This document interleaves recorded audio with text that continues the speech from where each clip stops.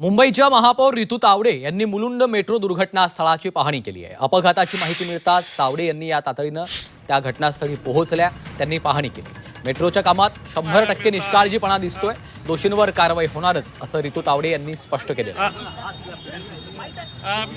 100% यामध्ये निष्काळजीपणा झालेला असल्याचं देखील महापौरांनी सांगितलं। मला पौर जे आहेत त्या या ठिकाणी पोहोचल्याचं पाहायला मिळतं आहे।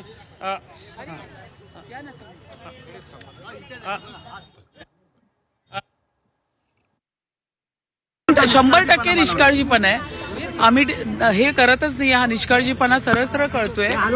जितकं मी आता बघतेय, जे मी आता व्हिडिओ फोटोमध्ये प्रत्यक्ष याच्यावरून कळते, हा खूप मोठा निष्काळजीपणा आहे। मला आता कळालं मॅडमकडनं की कालच हा पॅराफिट वॉल बसवलेला होता आणि काल बसवल्यानंतर आज हा पडला, तर त्याच्यामध्ये भरपूर मोठा निष्काळजीपणा असणारच ना। क्युरिंग झालं नसेल किंवा काही बॅरिकेड्स वगैरे सगळ्याच गोष्टीचा निष्काळजीपणा दिसतोय। तरी सुद्धा मी त्याची अधिक माहिती आमदार साहेबांकडनं घेते आणि मी तुम्हाला नक्की कळवतो।